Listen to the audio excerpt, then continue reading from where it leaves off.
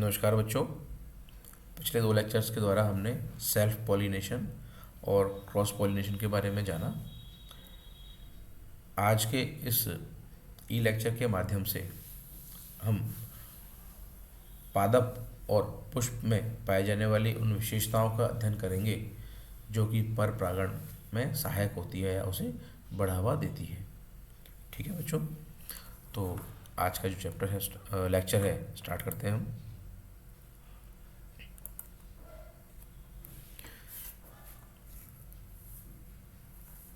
सजीवों को आकर्षित करने के लिए मुख्यतः पुष्पों में परागण की सफलता हेतु अनेक विशेषताएं पाई जाती हैं,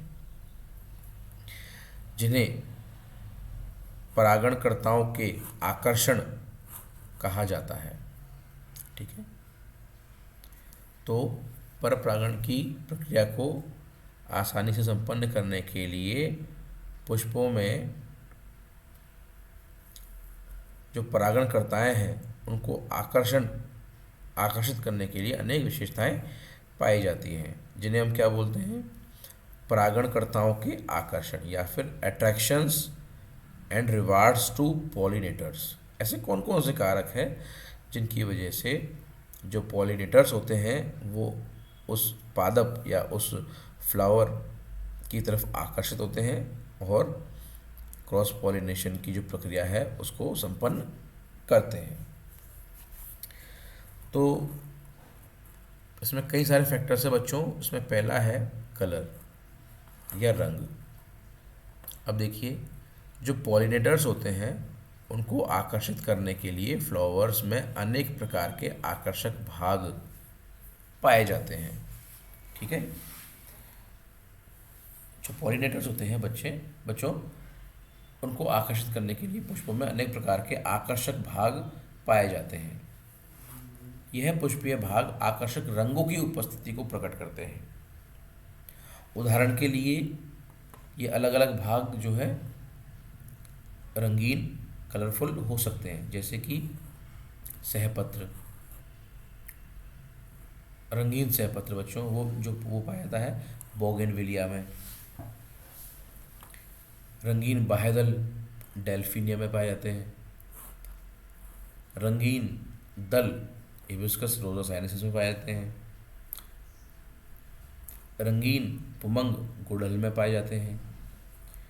रंगीन जायांग भी गुड़हल में पाया जाता है। तो रंगीन पुष्पीय भागों की उपस्थिति के कारण जो है पॉलिनेटर्स आकर्षित होते हैं और क्रॉस पॉलिनेशन की प्रक्रिया संपन्न होती है। ठीक है, तो पहला हो गया कलर, दूसरा है ऑर्डर या गंध। एक मिनट।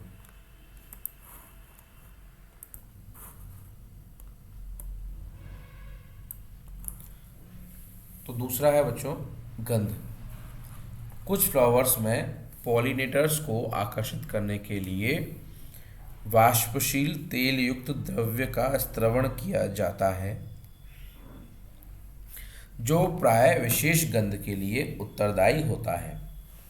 ठीक है बच्चों, तो कुछ पादपों में जो है विशेष प्रकार की गंध पाई जाती है।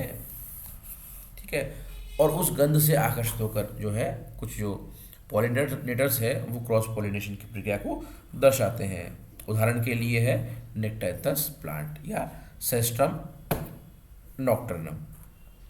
तीसरा है बच्चों मकरंद ग्रंथियां या नेक्टर ग्लैंड्स की उपस्थिति।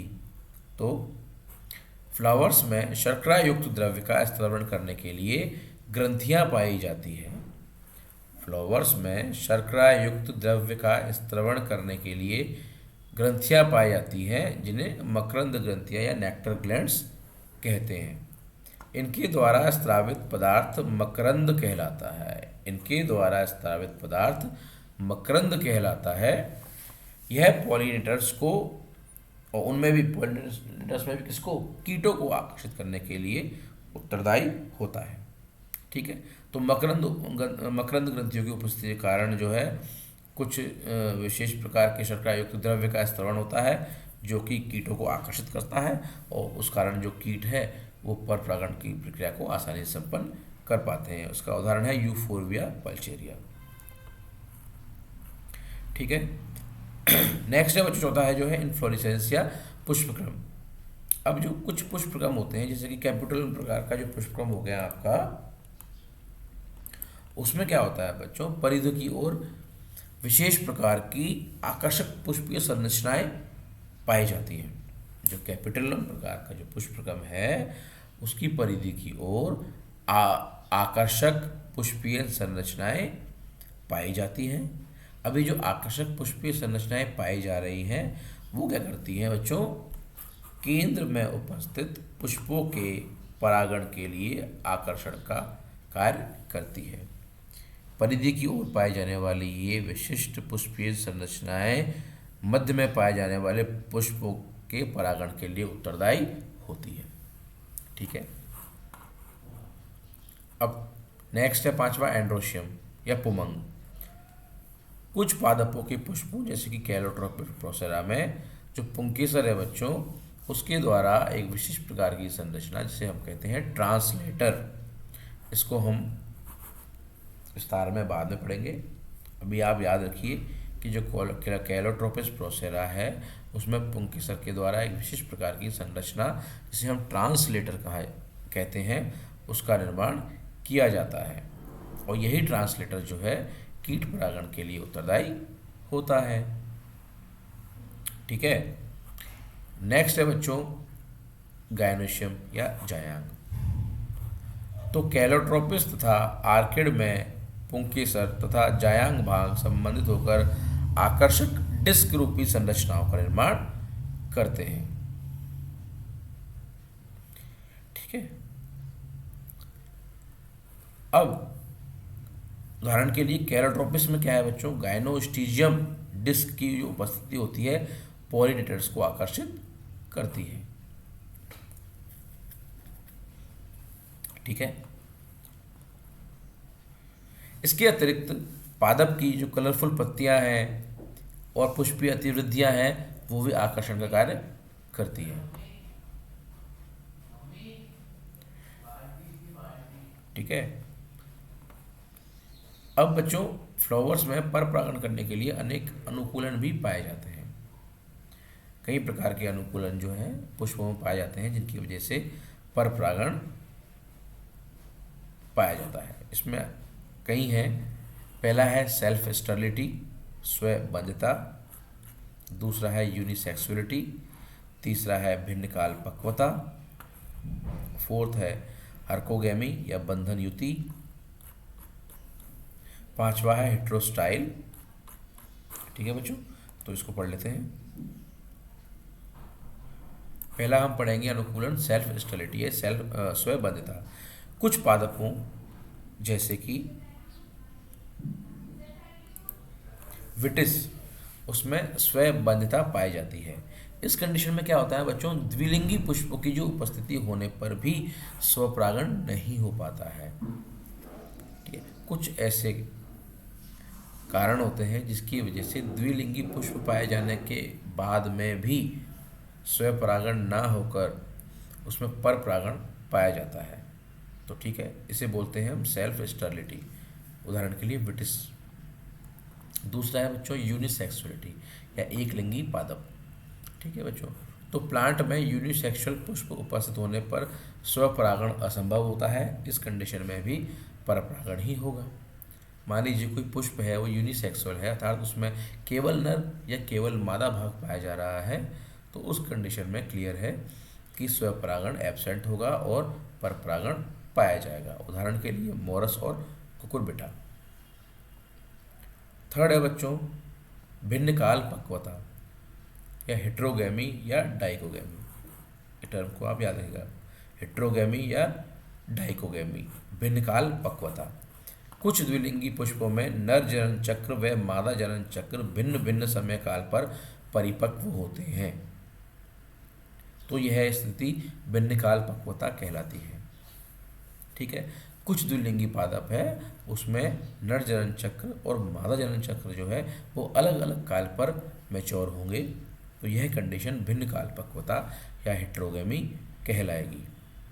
अब यदि पुंकेसर जो है पुष्प के अंदर अपेक्षाकृत पहले परिपक्व हो जाए तो यह कंडीशन होती है पुंपूर्वता या प्रोटेंडरी। लेकिन यदि पुंकेसर की अपेक्षा पुष्प में जायांग पहले परिपक्व हो जाए तो यह कंडीशन कहलाएगी प्रोटोगाइनी। अर्थात प्रोटेंडरी अथवा प्रोटोगाइनी जो दोनों ही कंडीशन है वो क्रॉस पॉलिनेशन को बढ़ावा देगी, क्योंकि एक पहली कंडीशन में तो पुंकेसर जो है पहले परिपक्व हो रहे हैं, दूसरी कंडीशन में जो है जायांग पहले परिपक्व हो रहे हैं। तो अलग अलग समय पर नर और मादा जनन चक्र परिपक्व हो रहे हैं तो वो स्वपरागण का विरोध करेंगे और परागण की संभावना को बढ़ाएंगे। नेक्स्ट है बच्चों हर्कोगैमी या बंधन युति। द्विलिंगी पुष्पों में संरचनात्मक अवरोध की उपस्थिति जो कि स्वपरागण को बाधित करती है हर्कोगैमी कहलाती है। बहुत इंपॉर्टेंट है बच्चों। द्विलिंगी पुष्प है तो इसमें स्वपरागण हो सकता है, लेकिन नहीं होगा क्योंकि इस पुष्प के अंदर कुछ संरचनात्मक अवरोध पाए जा रहे हैं जो कि स्वपरागण को बाधित करेंगे। उदाहरण के लिए पुष्प में जायांग और पुंकेसर की लंबाई में अगर अत्यधिक भिन्नता होगी तो स्वपरागण नहीं हो पाएगा और परपरागण प्रेरित होगा। दूसरा, कैलोट्रोपिस में गाइनोस्टिजियम डिस्क की जो उपस्थिति है परपरागण के लिए उत्तरदायी होती है। गाइनोस्टिजियम डिस्क की वजह से स्वपरागण बाधित होता है और परपरागण प्रेरित होता है। नेक्स्ट है बच्चों हेट्रोस्टाइल। हेट्रो यानी कि भिन्न, स्टाइल यानी कि वर्तिकाग्र, विषम वर्तिकाग्र। कुछ पादपों में वर्तिका तथा पुंकेसर में आकारिकी की विषमता पाई जाती है। ठीक है, कुछ पादपों में वर्तिका तथा पुंकेसर की आकारिकी में विषमता पाई जाती है। यह एक ही वंश के सदस्य होने पर भी भिन्न भिन्न आकार की प्रकट करते हैं। उदाहरण के लिए जो प्रिमरोज पादप है उसमें डाइमॉर्फिक डाइस्टाइलिक प्रकार की स्थिति पाई जाती है।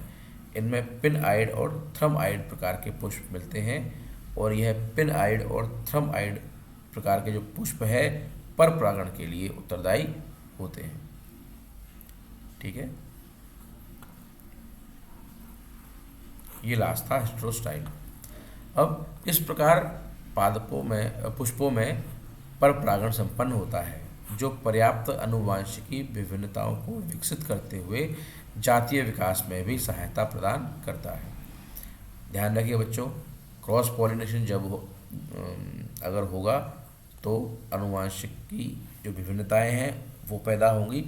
जब विभिन्नताएं पैदा होंगी तो उसी क्रम में जाति का विकास होगा। हम ये कह सकते हैं कि जो क्रॉस पॉलिनेशन होता है वो जातीय विकास के लिए सेल्फ पॉलिनेशन की बजाय बेहतर उपाय है, किंतु इस प्रकार में परागण अधिक व्यर्थ होते हैं, तब परागण के लिए बाह्य साधन की आवश्यकता होती है। अब एक कमी क्या है इसमें परपरागण में कि एक तो परागणों की जो है उनकी जो व्यर्थता है वो ज़्यादा होती है और परागण के लिए कोई ना कोई बाह्य साधन की आवश्यकता पड़ती है।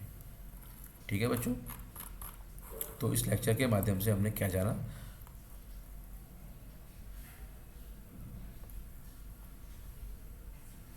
हमने परागणकर्ताओं के आकर्षण के लिए कौन कौन सी कंडीशंस पाई जाती हैं वो पढ़ी। पहला था कलर या रंग, दूसरा है विशेष गंध, तीसरा मकरंद ग्रंथियों की उपस्थिति, चौथा है पुष्पक्रम, पांचवा पुमंग, छठा गायनोशियम। ठीक है, अब फ्लावर्स में पाए जाने वाले अनुकूलन पढ़े जो परपरागण को प्रेरित करते हैं। पहला था स्वयंबाध्यता, दूसरा एकलिंगी पुष्प, तीसरा भिन्नकाल पक्वता, चौथा है बंधन युति और पांचवा है हेट्रोस्टाइल। ठीक है बच्चों, तो इस लेक्चर के माध्यम से जो है आपका जो पॉलिनेशन वाला जो टॉपिक है बच्चों वो समाप्त होता है। ठीक है, आज का वीडियो में यही समाप्त करता हूँ। धन्यवाद।